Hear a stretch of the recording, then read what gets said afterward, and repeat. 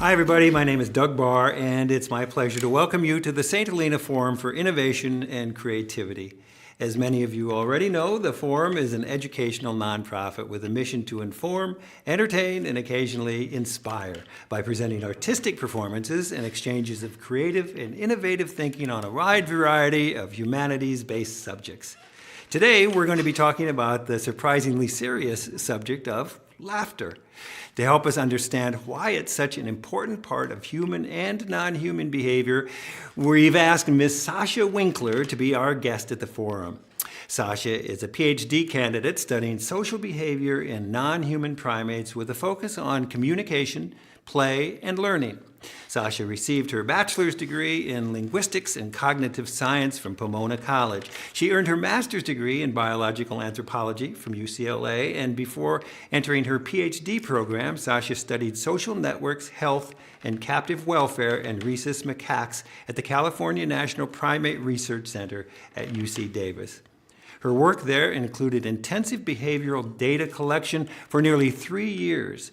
Sasha is also passionate about science communication and outreach and has held a variety of positions in science museums and education. She's currently collaborating on several K-12 outreach activities, so everybody please join me in welcoming Sasha Winkler.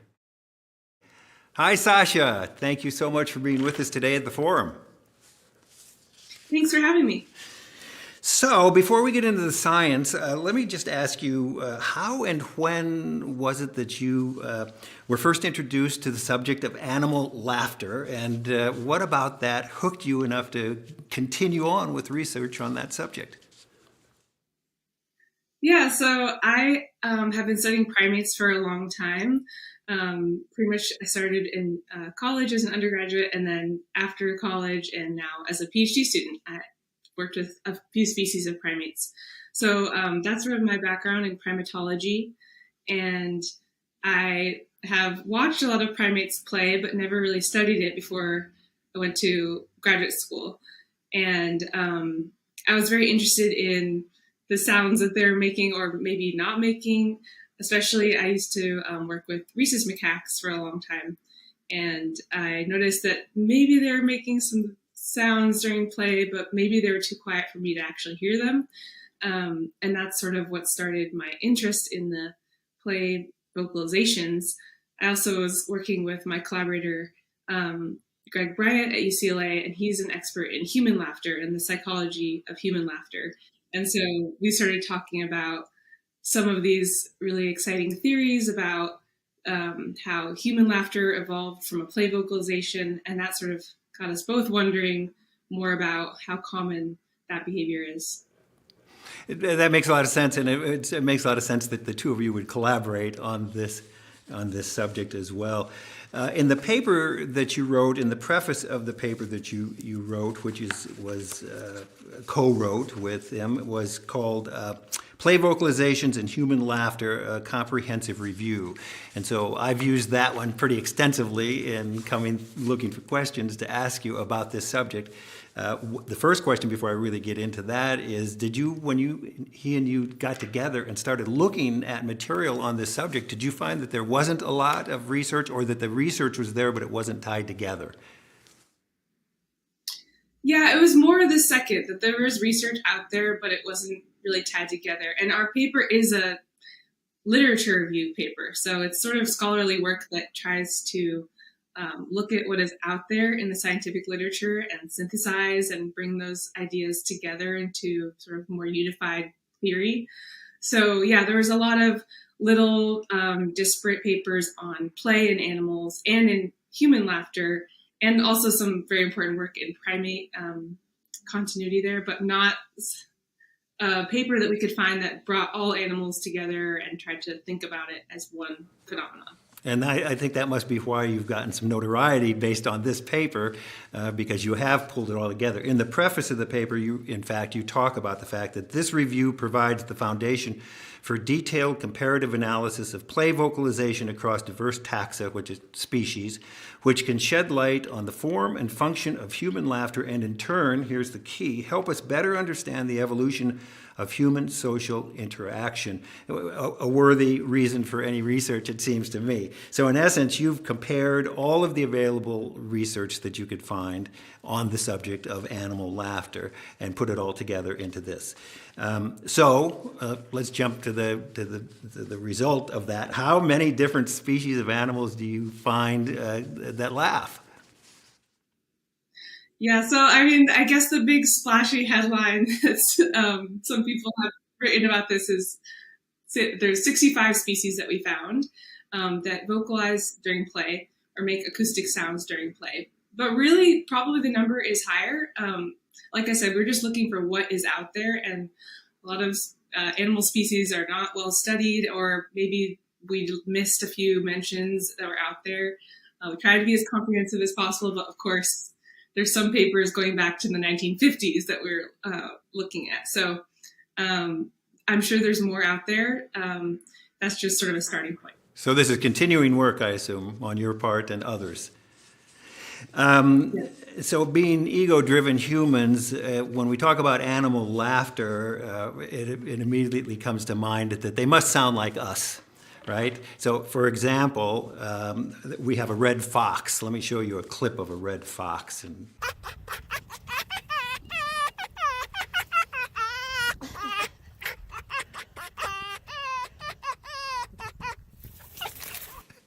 Okay, it's impossible not to laugh along with that red fox. I must say, I've seen that 100 times, and I still laugh every time I see that red fox.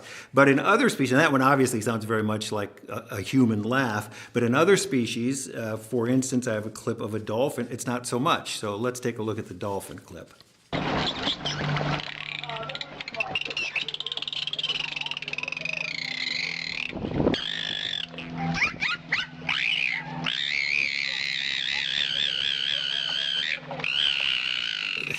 Okay, it's laugh-inducing as well in the viewer, but at the same time, it's very obvious that that's not as human-sounding as the red fox. So when you're doing research, when researchers are looking at these animals, how is it that you say that one's laughing, that one's not laughing, if some don't sound at all like human beings? What is that thing that goes across all species, whether they sound like humans or not, that makes it possible for you to say that one's laughing? And then what's the evolutionary connection to human laughter from something like that dolphin? Right, yeah. So it's a great place to start because I think it gets at the heart of a few misconceptions about like the concept of animal laughter. So as a scientist, I have to have a caveat, which is I think the word laughter depends on how you are defining it. So if you define laughter as like the sound that humans are making in social situations and comedy, for example, then I would really restrict that word animal laughter just to us or maybe our closest relatives, the great apes, who we know have a similar origin of the call. And I wouldn't really attribute it to the dolphins. I would just call that a play vocalization.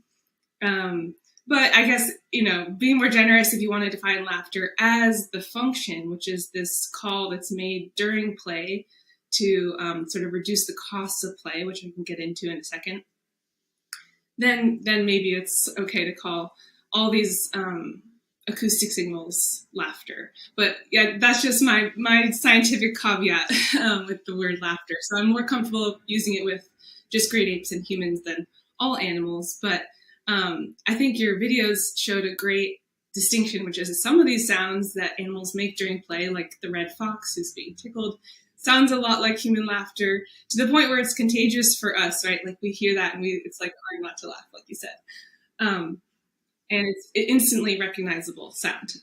But in a lot of other species, especially ones that have much more different anatomy than us, like dolphins, their sounds are going to be very different. And actually, I'm not an expert in dolphins, so I'm not sure exactly what that sound is that the dolphin was making. It could be like some trained sound even, but that side of point, they do make these sounds only during play, which are like play-specific vocalizations, which function in the same way that we think like the ancestral human laughter did. So they're, characterized as squawks and whistles and bursts. So they sound really different than, it's not like all animals that laugh are chuckling and guffawing. Right. So realistically, the idea of animal laughter is really about play behaviors and vocalizations related to play behaviors. So the laughter part of it is not something that's dysfunctional in our conversation. So let's not talk about that. Let's in fact now talk about the importance of play. So okay, if the biological imperative for all species is to eat, drink, sleep in a place where a predator isn't going to eat you, and mate so you can keep the species alive. What's so important about play that animals of many species, at least 65 we know of, stop that biological imperative of finding some food and finding a place to... Why do they stop that to play? Why is play so important? Yeah, that's a good question. I think play is very puzzling. For one, for like people like me who study evolution, like exactly what you were kind of saying, it's not something that immediately seems like it would give you this additional Darwinian fitness, right? So it's not giving you additional offspring or leading to your survival or reproduction. So it's a little puzzling from that perspective. However, almost all mammals, especially when they're young, play, and a lot of other animals probably too. At least birds, we're pretty confident have a lot of play. So why is this behavior so ubiquitous when it's not clear what its function is? And part of the reason is that we think the functions of play or the benefits are delayed. So you play in early life to gain these sort of more intangible benefits later in life. There's a few hypotheses, like, for example, play fighting in young animals might help them gain some skills that they can use as adults when they're actually involved in real aggression. And social play can help them, like these play fights can help them practice tactical moves, which they can't really do in a real fight because the stakes are so high. So it's sort of like a safe environment to practice some skills. And that sort of idea is also applied to play with objects. Maybe playing with objects can help young animals learn about the affordances of those objects. So learn about gravity or other physical properties by dropping things. In the 65 species that you've identified, is play behavior and play vocalization, more importantly, is that only, which is what we're talking about, is that only used during play behavior, or does that sort of signaling of benign intent, for instance, during play fighting, and we'll get to that in a second too, is that used in any other contexts? Do we see that in mating? Do we see that in other contexts than just play? Yeah, so these vocalizations that we were looking to identify are ones that are used specifically in that context of play. And ideally, for us to know that or be more confident that it's a play vocalization, it also shouldn't happen outside of play, like when they're being attacked by a predator, for example. And so going back to the whole reason that play is puzzling, I think another reason, other than we're not really sure, like the immediate function or immediate benefits, probably delayed benefits, is the behaviors that are used in play themselves are often behaviors that we see in other contexts. So play fighting, like I mentioned, is using lunging, biting, wrestling, these behaviors which are sort of modified from their more serious forms in real aggression, but it's sometimes hard to tell, right? If you imagine your pet dog and they're playing, sometimes it's like hard as a human to identify what's going too far, what's play, what's a real fight. And I think because of that ambiguity, even for animals of the same species, there is a level of ambiguity. If another dog came toward one dog and had their mouth open with their teeth bared, how do they know that it's not going to be a real bite and they should respond defensively versus a playful bite where they should respond playfully and not take it too seriously? So the idea of why we need play signals of any type, in dogs, they have this stereotyped visual signal, which is the play bow, where they go down on their elbows and put their like rear in the air. Maybe you've seen this if you have a pet dog. And the function of those signals has been studied too, and those, when the signals are given, it helps to avoid escalation to aggression. So it sort of helps disambiguate that. So this lunge I'm about to do is not a real lunge. Don't take it too seriously. This is just play. That's sort of the message of those visual play signals. And we think that's the same function for these play vocalizations, animal laughter. Gotcha. That makes sense. You see it, little children are playing rough and tumble play out in the backyard, and all of a sudden somebody's crying. So it goes from laughter to crying very quickly. And if you have that vocalization to let them know one to the other, no, I didn't mean it. You should calm down. Calm down. That makes some sense. You were talking about the play behavior in dogs, and it seems to me anybody in this audience who's ever had a dog has been a collaborator with that dog in play behavior.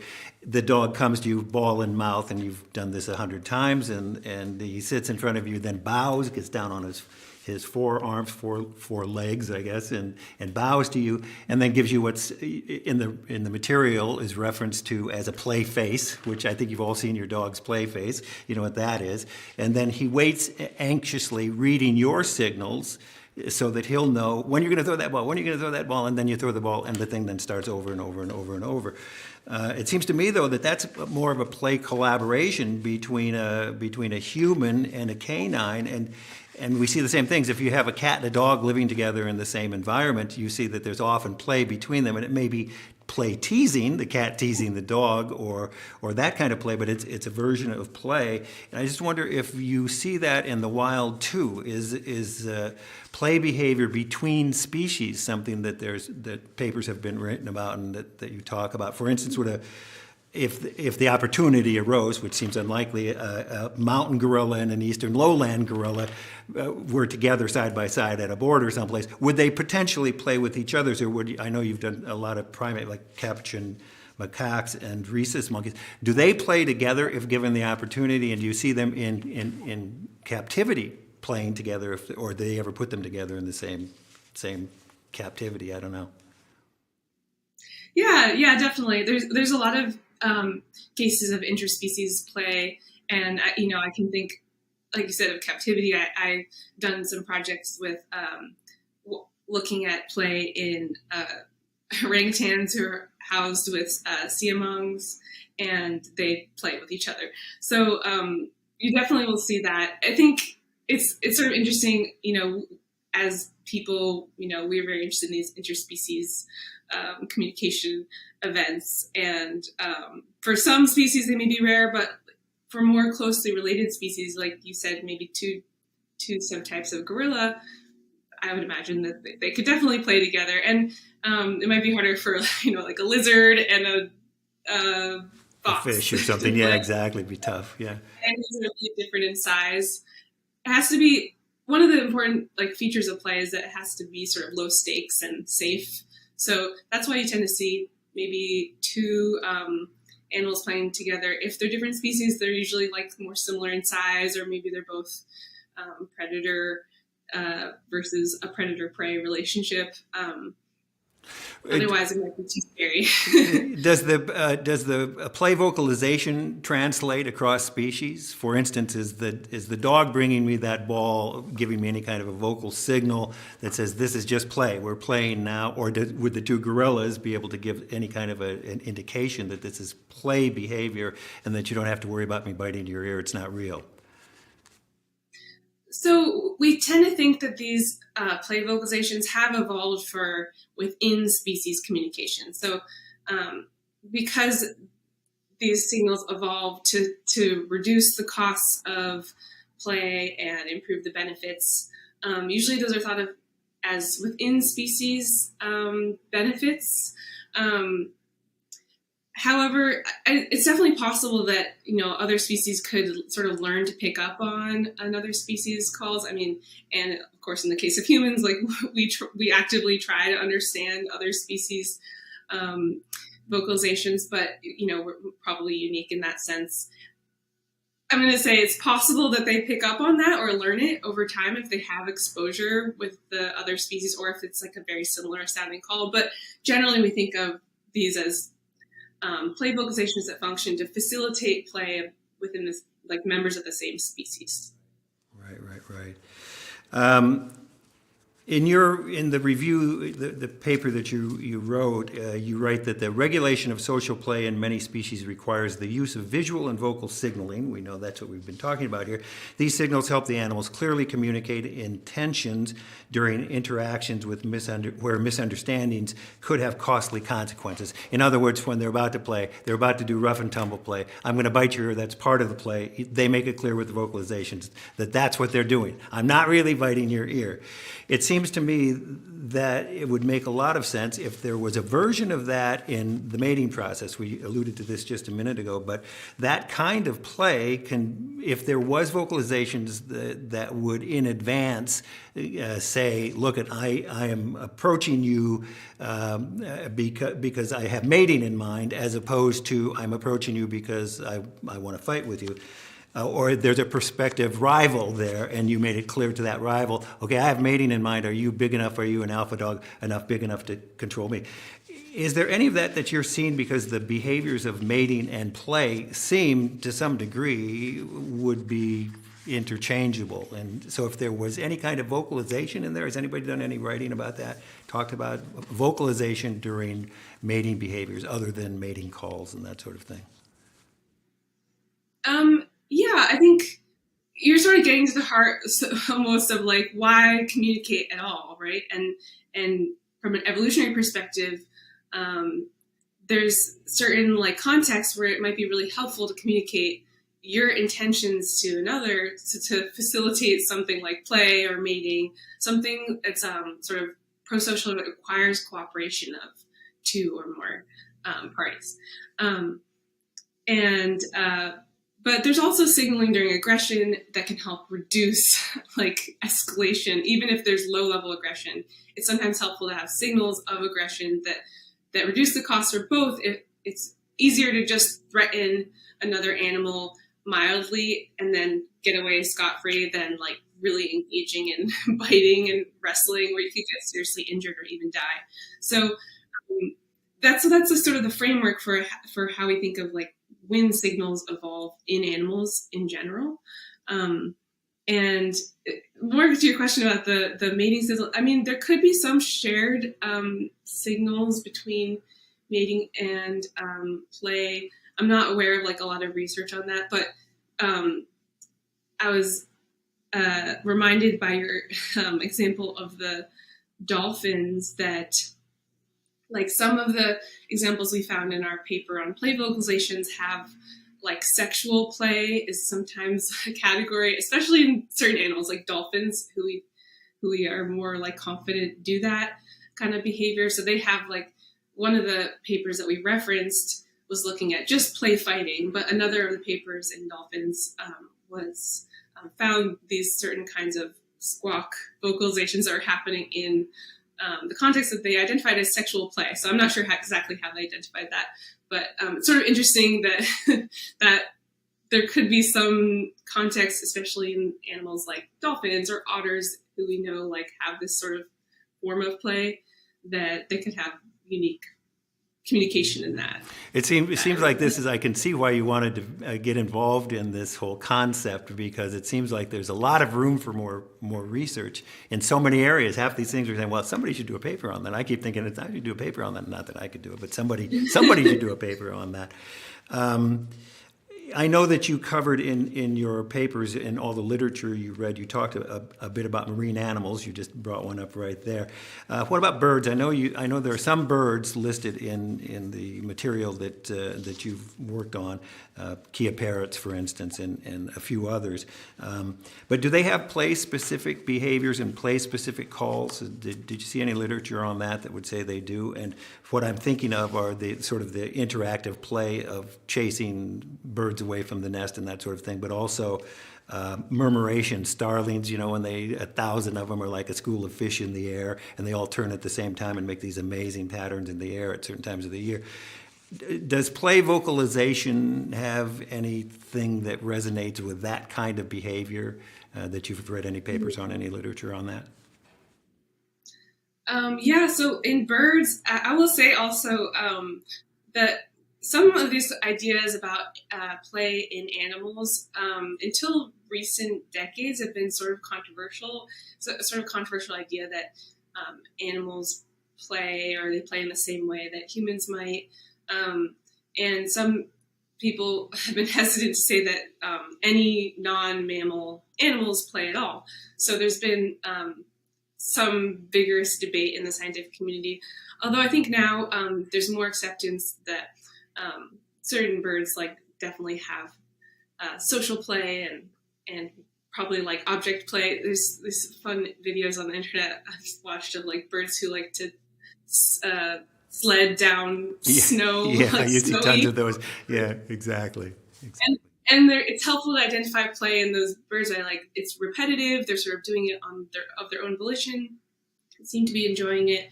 So anyway, that's just another caveat that like there's not a lot of research on play in birds in general, but there's a few species that we found that have well-documented play vocalizations. And so that was kind of an exciting part of our research, is to show that play vocalization is this phenomenon that happens not just in mammals, but also probably in some birds. And I think the most interesting example is that of the Kia parrot, just because there's been some really interesting research on their play vocalization. So this team of researchers led by Schwing et al. Did what I think is a really cool experiment where they played, so they identified a play-specific call in the Kia parrot, which is a parrot that lives in New Zealand, and they make this call called the warble call during play with each other. So when they're, doing their parrot version of play, I don't know what that looks like exactly, but they have this warble call.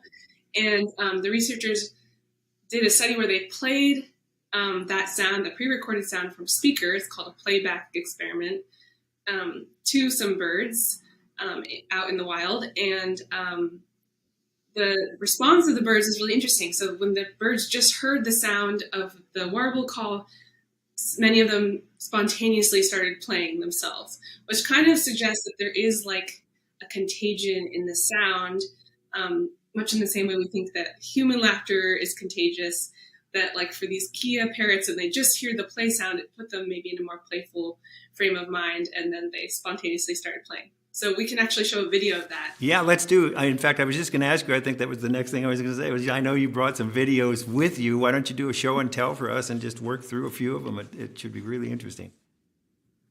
Yeah, so this first video of the Kia parrots is from that paper I was referring to, the Schwing et al. Study.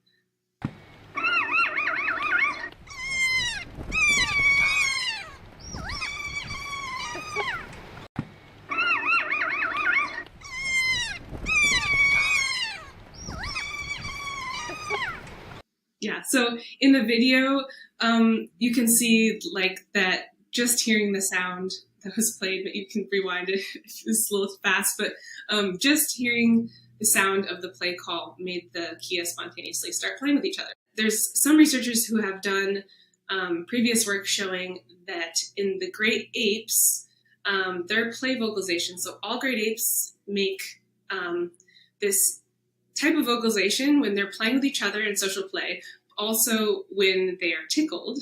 So actually I can start by just showing you a video of a baby bonobo being tickled, and you'll get a sense of the sound that they make. See that?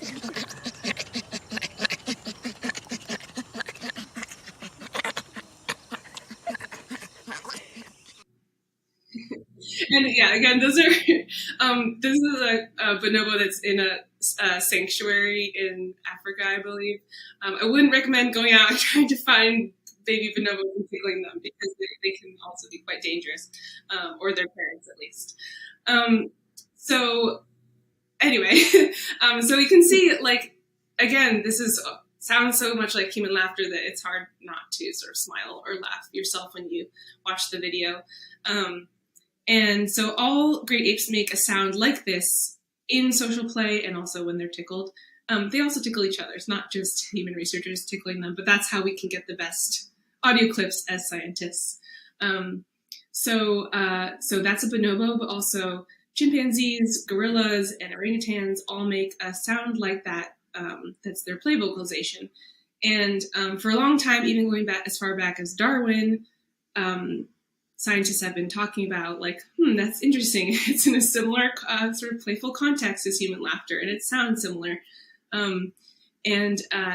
So more recently, using like newer technologies, acoustic comparisons of the actual sounds themselves, researchers, and this work is led by Marina de Villa-Ross and others, have shown that just using the acoustic properties of the sounds of all the great apes and human laughter, you can reconstruct a phylogeny of the great apes. So that's like you can reconstruct their known evolutionary relationships that we know based on genetic information.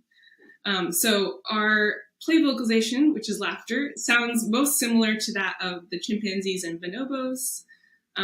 Maybe I can play a chimpanzee laughter clip too.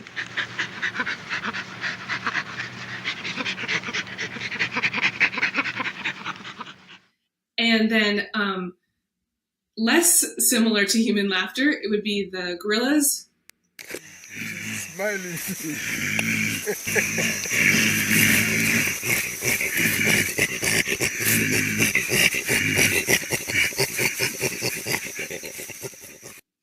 So yeah, that's another video of human tickling a like infant gorilla, but just gives you a sense of like there's also a facial expression, right, that corresponds with the sound. It's so much fun to watch them. It's so much fun to watch them. Sorry to interrupt, but it's just we're going to be talking about contagion in laughter, but it is absolutely, there's something to it. It's absolutely true, and I think someplace I've read along the way that they can trace the chimpanzee laughter back several generations to nearly 1 million years ago. There was one chimpanzee that began that kind of behavior. I don't know how they could possibly have figured that out, but apparently they have. Right. Well, so yeah, it's not like one chimpanzee. Of course, it's like one ancestor of all the great apes. So one of the strongest pieces of evidence, I think, for that actually is this like acoustic reconstruction of the phylogeny. So because like the sound has drifted in the same amount as the genetic difference, we're pretty confident that there was an ancestral call. It's called like a homologous vocalization, which basically just means like there was one ancestor of all great apes that probably had a sound that they made during play that sounded like the ones you've been hearing with the chimpanzees and bonobos and gorillas. And then as our sort of evolution diverged, we speciated, right, from humans and other great apes. And so in humans, that sound evolved into laughter.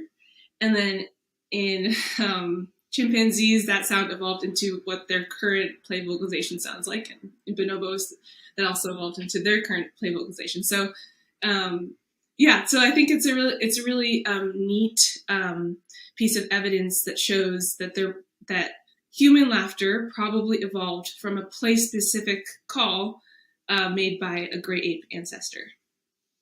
And so another thing that's interesting about that is then why is human laughter? You could see it in a way as our play vocalization, but then it also happens outside of play, and we do it during conversation, and we do it in a lot of different contexts. So I think a really interesting comparison is then why is human laughter outside of the play context, and why do we see that? Like, what is the evolutionary purpose of human laughter outside of play? Do any of the studies that you ran, do you have any more videos and things you want to show us? I don't want to cut into your show and tell. Do you have more videos you want to show, or should we move on to a few other subjects to chat? We can move on, although the last great ape one that I have is the orangutan, which would be the most distantly related genetically to humans, and so their play vocalizations, again, they're pretty similar, but they're acoustically the furthest away as well. So we can play that. Yeah, great.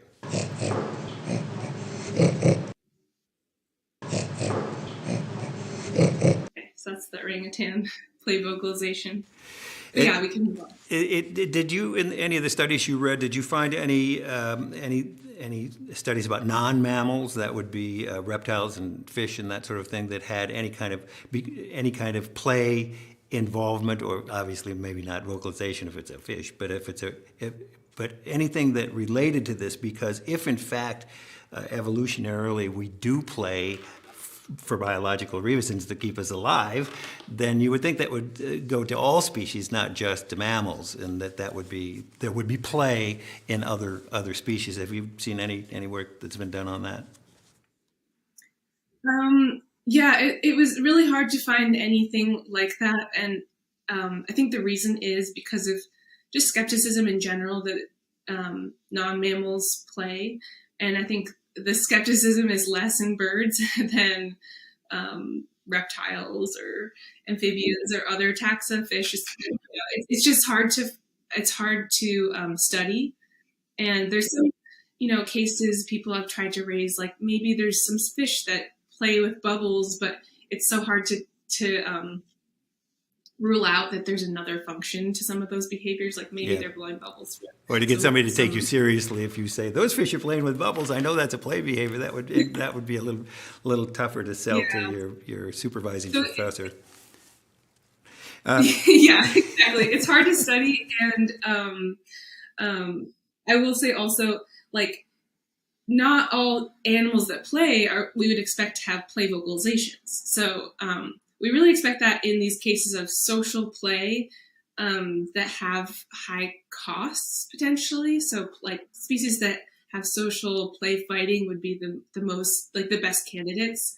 But some species don't do a lot of social play. Like if they don't need to develop fighting skills, if they're not really social animals to begin with, they might do a little bit of solitary play when they're young and then stop playing in adulthood. So right. So play is it's really a factor more of play than play vocalizations, which are much more specific to a reason to do it, to show benign intent. So that makes a lot of sense. It's hard to imagine Charles Darwin somehow tickling a chimpanzee, but I read a quote from him. He said, the anthropoid apes, this was in 1872, he said that anthropoid apes, as we have seen, likewise utter a reiterated sound corresponding with our laughter when they're tickled, especially under their armpit. So it's hard to imagine Charles Darwin tickling the armpit of a chimpanzee, but apparently he did 150 years ago or so, and that makes me laugh. But besides that, it makes me also wonder why, and I think you've kind of hit upon it already, is why so little research has been done on this. If we've done 65 species, which is a lot, and you guys have pulled that off to find out that that's what they've come up with, but if Siri can be trusted, there are 1.2 to 8.7 million different species on the planet. So we've got a lot of ground to cover if we're going to do this. And is the reason that there hasn't been more research in this area, which seems so ripe for more research on so many different angles and entry points, is that because it just is so darn difficult to do? Yeah, like, so play is hard to study in general, partly due to the ambiguity that I was referencing earlier. Like the behaviors themselves often are borrowed from other contexts. And so it's just hard to identify in animals. But I will also say, like, it is just the nature of science. Like, there actually has been a lot of research on play in various animals, and the sounds that they're making are sometimes mentioned in these disparate papers. But so it's not that, like, I just came up with this idea originally, but, as is the nature of science, like, it's a process of sort of expansion and synthesis. And I think one of the contributions, hopefully, that our paper did was just try to synthesize, like, all this other research that has been sort of dribbling out over decades into one place and say, this is the same phenomenon. It has a similar function across a lot of animals, even in birds and mammals. And also probably human laughter originated as this type of play vocalization. Right. Right. Although there are similarities that exist in vocalizations across species, we've talked about that. There's also this great variation. We're talking about that too in all of these different species, as we've seen even to the point of ultrasonic trills in rats. How do you, as researchers and doing the kind of work you're doing and putting together all that's been written about these things, how do you decide what bucket to put these things in when it's like, you could have two species, for instance, that had similar vocalization, but they're completely different. If you had the barking of a harbor seal and the barking of a canine, they're completely different animals, yet at the same time they both bark. How do you categorize that? And how do you make these different buckets to determine where you put these animals that you're studying? Yeah, it's a good question. I think our starting point was just to look for research that had been done in that had first sort of identified play in those animals, and then look at what their sounds were that they were making, if any. And one of the findings of our paper was, or one of the things we try to do is sort of see if there's any similarities in the properties of the sounds that animals make during play. And one of the most common ones we found was this chuckling or panting kind of sound that is like similar to the great ape sound that we heard. And that was really interesting to us because we were trying to look for evidence for this theory that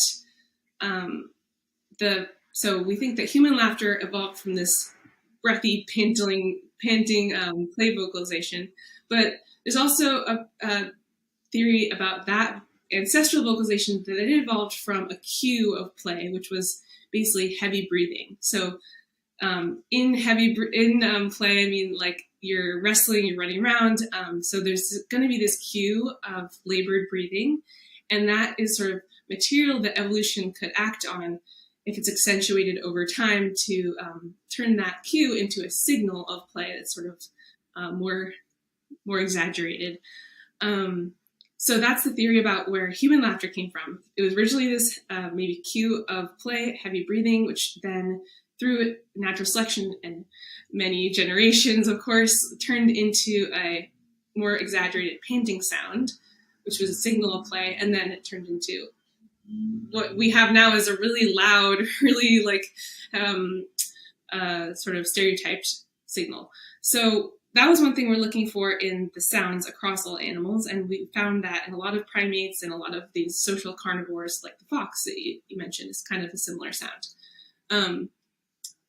However, we also noticed other patterns, like that there's, some species that bark. You said like the sea lions and dogs. Dogs actually have like several different types of play vocalization. So they have a play-specific bark, a play-specific growl. It sounds different than the growls they do when they're actually fighting, and maybe even a play pant. There's a little bit of research on that.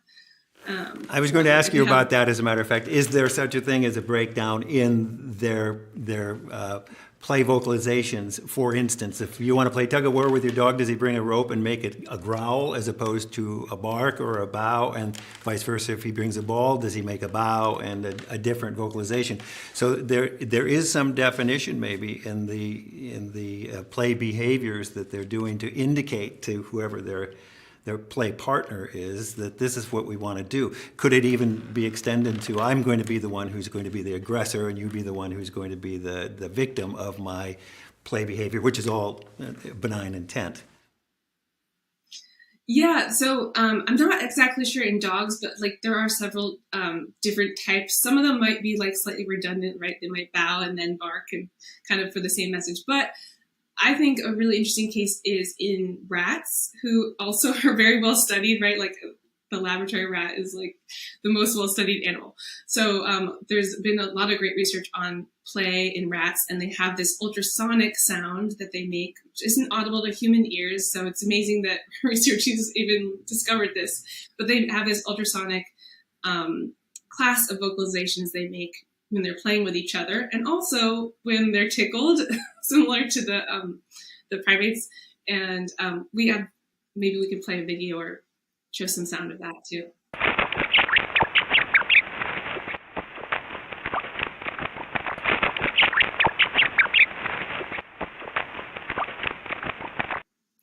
Yeah. So anyway, I think this is a cool video. It's, the rats make this with each other, right? It's evolved for within species communication. But when they're in the laboratory, a human can sort of play with them with their hand, and sometimes the rats will even chase the human's hand around like as if it was a rat. So they kind of like being tickled and played with in this way, and they'll make the same kind of sound.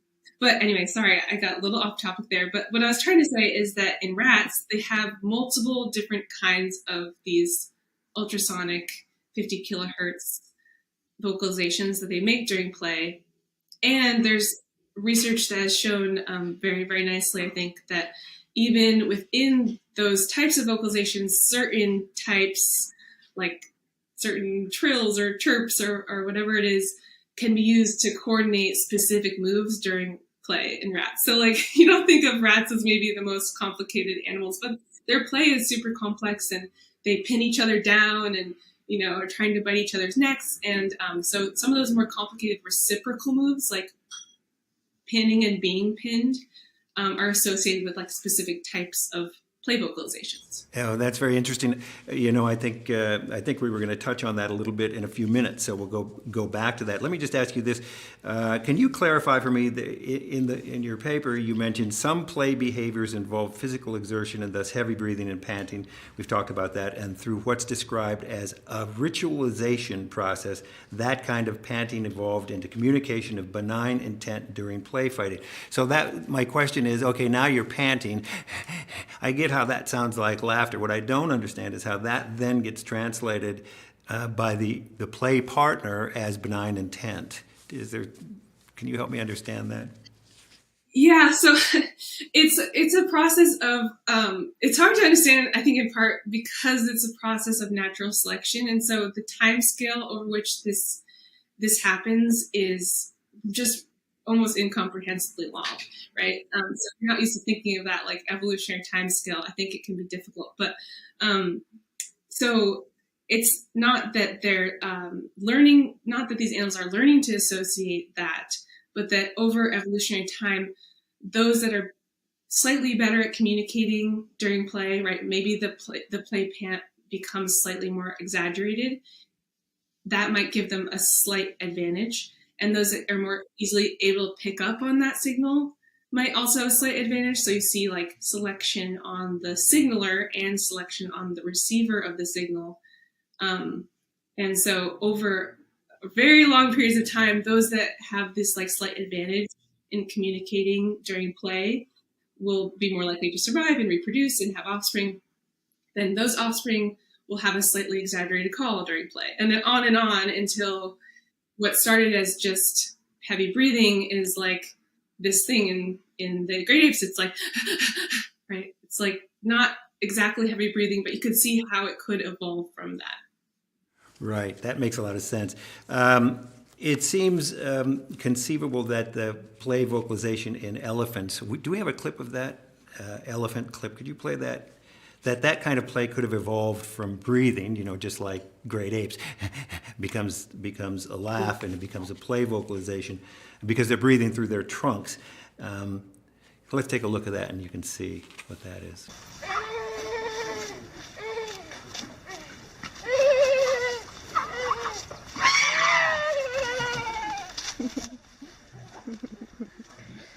It's a particularly useful clip because I'm going to refer to that later. Remember, he's chasing that blue bin around, which is a tease. It's an offer and takeaway teasing that's being done, and that's what's making him laugh. But then we also have vocalizations in killer whales.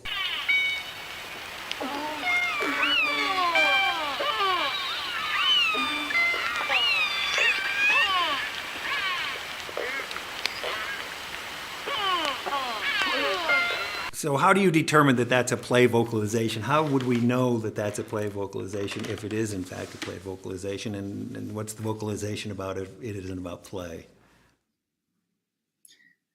Right. So this is like several questions in one.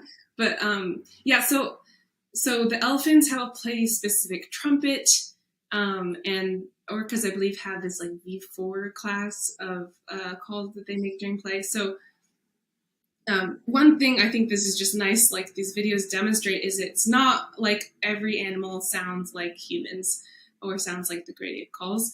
There's a huge diversity of sounds that happen across the animal kingdom in play, and maybe some of these evolved from something in the breath, like maybe in the elephants in the trunk.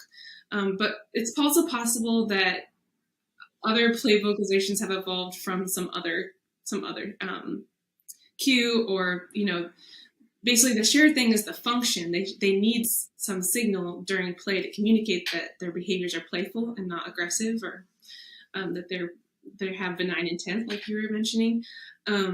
But the way that evolution has solved that puzzle might be a little different in different animals. So the orcas, I'm guessing that's not from panting, right? Because they just breathe in such a different way than us. But I think it's a really nice way to show that there's, in other animals too, like there's play peeps and squeaks and chirps. And so there's this really beautiful diversity of sounds that can happen during play. And to your question about how we know these are play vocalizations, so in the work that I've done, I'm looking at already published research on play, but in my own work that I've also done with primate play, the researchers on the ground are doing the work to sort of identify play behaviors based on some criteria that separate them from other types of behaviors, some modified version that's different than aggression, for example. And then they're just recording or reporting on the sounds that are happening, like whether there's any acoustic signaling. So that's how we know they're play vocalizations, is that sort of by definition, we're restricting that definition to acoustic sounds that happen during this pre-identified context of play.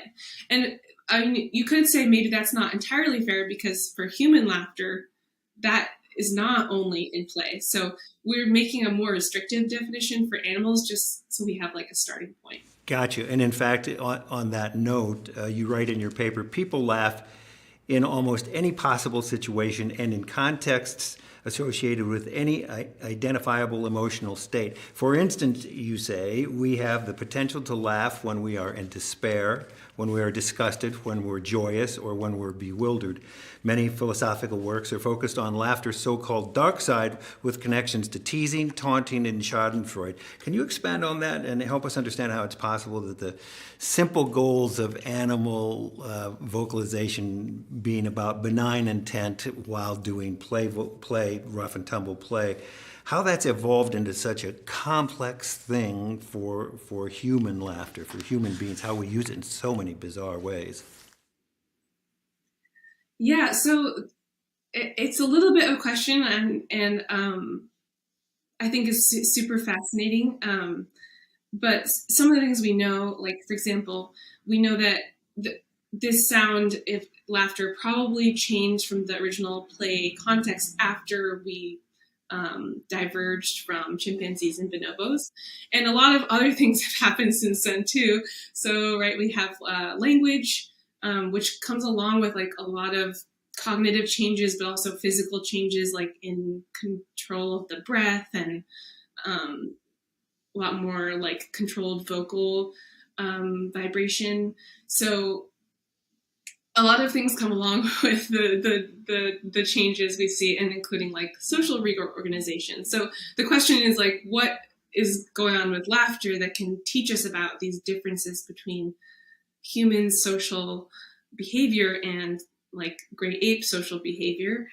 And some of the interesting things about human laughter is it's used in conversation often as a pragmatic marker. So there's this possibly other type of laughter that we call voluntary laughter, as opposed to spontaneous laughter, which is maybe what you're doing if you're wrestling or think something is really funny. It's sort of more genuine, perhaps, or belly laughter. It sounds different, and the context is a little different than voluntary laughter. If you just ask someone, okay, laugh, right? You can imitate a laugh. You can voluntarily produce a sound that sounds just like that. but it's more like with speech apparatus and also possibly different neural control, which is more similar to speech than the spontaneous laughter, which is more similar to the neural circuits that are used in animals to produce the same call. That's, I guess, the difference between volitional and Duchenne's laughter. I remember reading that Duchenne's laughter, it's a scientist years ago that came up with that, Mr. Duchenne, I guess. At any rate, he talks about how the laughter really becomes obvious when it gets into your eyes. That's not just made-up laughter. I can laugh right now. That's totally fake. But I can't fake it and get it all the way into your eyes in the way it crinkles in the edges and all. And that was Duchenne's laughter, and that's similar to what you're saying. I'm going to bounce around a little bit because I think we're probably getting close to our time limit. I'm not quite sure, but I think we are. And I just want to talk to you about teasing, because I know you've done some writing on teasing, and that's an interesting play behavior because, because we do things that we have to understand the other partner in the tease, has to understand our minds, what we're thinking about when we do this. In fact, you write, in the offer and withdraw tease, there's a necessity for the teaser to understand the thought process of the one being teased in order to anticipate that the offered ball, or in the case of that little elephant we just saw, the offered big blue bin with probably a little bit of food in it. The anticipation is that how you're reading that little baby elephant's mind is that you know he's going to be interested in that food, you know he's going to then reach for that food, and you know how he's going to react when you jerk it away. And so that kind of a complex relationship in teasing it's like a joke being told, and the punchline is, and you jerk it away, and then it evokes laughter. Is that ability in animals to understand the thought processes of another partner sort of the same thing? In fact, we talked about this before, the same skill that humans have to read facial movement and facial tics in what psychologists call theory of mind. Is there a similarity in what's going on in teasing and theory of mind? Yeah, this is a great question. So another area of my research for my PhD is with my advisor, Erica Cartmill, and her lab. And so we are looking at this playful teasing behavior in great apes. And so I want to also just mention that it's unlike the play vocalizations research that I do, which is sort of expansive, trying to look at as many species that we can. This playful teasing, we're not totally sure happens in any animals besides the great apes. So that's what sort of our starting point there. But the impetus for that research is that trying to think of the origins of humor in humans. We know that infants, when they start, where do we start? How do we learn humor? Pre-verbal infants, before they can even talk, do these sort of non-verbal teasing type behaviors, and one of those is, like you said, offer and withdraw. So even little babies who can't speak yet can appreciate maybe some humor in if you hand something and then yank it away, and hand something and yank it away. So we were thinking, if this is not if language is not a prerequisite for that in development, perhaps also in evolution, we could see some of that appreciation in animals that don't have language. So we were looking at the great apes and found examples of this offer and withdraw in the great apes. And it's accompanied with play signals. So my research on play vocalizations is super helpful for understanding this, because it's not always an aggressive thing, this teasing behavior. Sometimes it seems like both of the apes are enjoying it, and they'll make a play face or even laughter or other signals. So that's sort of our interest in that teasing behavior as sort of cognitively complex, like you said, could involve theory of mind. There's some expectation involved in reaching out an object that, the teaser's modeling the teasee's reaction, and vice versa. Yeah, I'm going to jump right ahead to the next one, which is not dissimilar, and it's tickling. You wrote that tickling can result in the closest context that connects human laughter to other primate vocalizations, exaggerated panting, squeaks, and grunts, as we've been talking about, directly triggered by rough and tumble play. The complexity in laughter generated by tickling, though, also becomes apparent as during tickling, human laughter can sometimes become intermixed with other vocalizations that communicate distress, including screaming and crying. Everybody can remember their big brother or big sister sitting on them and tickling them until you can't breathe. That's distress. And so we know that those behaviors are human. Is that a purely human tickling reaction, or is that something that we see in other animals? And also, is that a power dynamic? Is tickling used as a power dynamic between these different animals? And do we see that in apes? And do we find in tickling rats that they get overstimulated? Enough with the tickling, do they say? Or do you sense that they burn out on the tickling? I know that's a lot of questions all in one. Yeah, no, this is all super, super interesting. I'm not sure that there's a great the jury is still out, I would say, on the science of tickling and what's actually happening there. But yeah, I agree. It's super interesting thinking about some of these behaviors of play that sort of border on a power dynamic, or could border on teasing and negative teasing, or even aggression. And how it's difficult to toe that line for us, and maybe for animals, there's sort of a delicate balance of things you can get away with before you go too far, and sometimes or things like tickling could sort of veer into the negative. So exactly. That's interesting to me. Exactly. I think we're running out of time, but let me see if I can squeeze in a couple more questions. Here's one that I found particularly interesting. This is about group laughter and contagion, how laughter can be contagious. We talked about just briefly that. In 1962, an outbreak of uncontrollable laughter was reported in a girls' school in Tanzania, and it spread from village to village, and it lasted 16 days, in which young women, young girls primarily, starting there, but then whole villages couldn't stop laughing. They didn't, and it lasted, and local medical officers called it the laughing disease, and over 1,000 people were afflicted by this. This is in 1962. Obviously, that's an extreme case, but we've all been in situations when you get the giggles, as they say. Your friend looks at you at the funeral and starts to giggle, then tries to suppress it, and both of you try to suppress it, and then you have to leave the room because you can't. I've had actors in shows I've been working with who have gotten the giggles, and we have to cut the scene and stop until they can go get a cup of coffee and get past that. Has anything been written about how that kind of contagion in laughter happens, why it happens?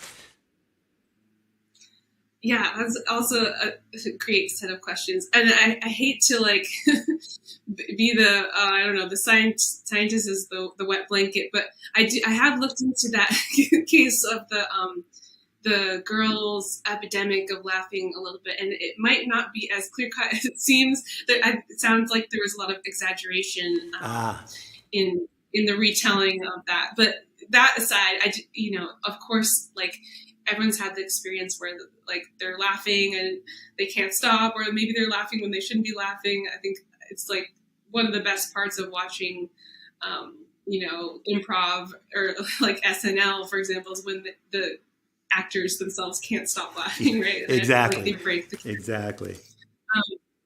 So yeah, what is that about? And I think that's super interesting. One thing that I'm interested in as a comparative researcher on contagion is what are these basic biological processes that could underpin contagion? And if we see some form of contagion in chimpanzees in their laughter and even Kia parrots, then there maybe is something really sort of biologically fundamental about the way that the laughter works, where maybe just hearing that sound induces an emotion which can create this spontaneous laughter that's difficult to control. So I think that's it makes sense. Robert Provine, the researcher, said that individuals laugh 30 times more often when they're in the company of other people, and than they do when they're alone. What do you think are the evolutionary rewards of shared laughter? Why would we do that? Why is that biologically interesting that we can't seem to not laugh if other people are laughing? Yeah, so I think one reason is like it's pleasurable for us to like share emotional states with other people, right? And that's how like friendships are formed and social bonds are formed and maintained, is like these shared positive experiences that we have with other people. One thing that we haven't really talked about human laughter is it but that's unique about human laughter, to say, compared to like the play vocalizations of other animals, which usually just happen in pairs, right? When they're playing in like a dyad, is that we have these group functions of laughter. So laughing together in a group sort of can create like group cohesion. And if you like get the joke, it can show that you like understand some shared common ground in the group. Another thing about human laughter with the group, like social functions, that seems unique is that other people seem to be able to infer like relationships by just hearing other, like if a listener hears two other people laughing, they can tell whether they're acquaintances or like good friends. So think about like the awkward laughter you might do with someone you first met versus like a big belly laugh with your best friend.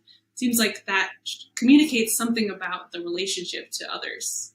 Yeah, I read. I think it was a piece of that in your paper that worldwide they've done studies on people who are given the audio of a group of people laughing that know each other very well, and a group of people laughing that don't know each other very well at all, barely know one another, and inevitably the listeners could tell just off the street which is which. They knew which was a group that knew each other, that were familiar with each other.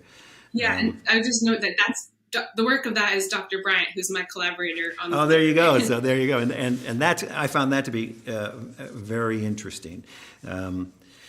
Well, I think I've got more questions, but I think we have hit the limit on our time. So, Sasha, I just want to say thank you so very much for being here with us today. Yeah, thank you so much, Doug. This is a great conversation. It's easy for me to talk endlessly about this topic, so thanks for the great question. I wish we could. I'd love to be able to go on longer with this. What's the next research you're working on? I think it was bonobos and something, cognitive research in bonobos. Is that what it is? Yeah, so for my dissertation, I'm still looking at play vocalizations, but I'm focused just on bonobos and humans and trying to compare some of the cognitive effects of listening to, in case of humans, human laughter, and for bonobos, their version of bonobo laughter, and whether there's any similarities in like the cognitive effects that it has on us to just listen to that sound. Interesting. Sounds great. Maybe we can have you back and we'll talk more about laughter play behavior, and you'll tell us how your research worked out in this case. So it's been terrific to have you here. I won't say it's been a lot of laughs, but I can resist that bad pun. But thank you so much for being with us. All right. Thanks so much. Appreciate it. Take care. Bye-bye. Whether a human or a bonobo, according to the Mayo Clinic, there are a multitude of physical health benefits to laughter.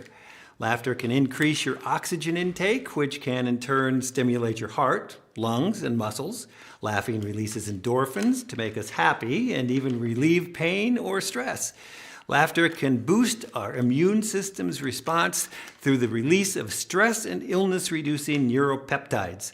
Laughter signals cooperation, a key aspect of human survival, and promotes a healthy body to boot, which is the best reason I can think of to grab a glass of wine and share a few laughs with some friends. To learn more about Sasha's work, please go to her website, sashawinkler.com. If you'd like to learn more about the forum or to watch archived programs or find information about upcoming presentations, please visit our website, shforum.org. Our audiences have joined the forum from right here in St. Helena, from all over the states and more than 30 countries. They represent old, young, and in between. They are academics, laymen, artists, scientists, journalists, students, and anyone interested in innovative and creative thinking. We hope you've enjoyed yourself tonight and learned something you didn't know before you came to the forum. And finally, as we say goodbye, we'd like to thank the following people for their generosity in making the St. Helena Forum and its continuing programs possible.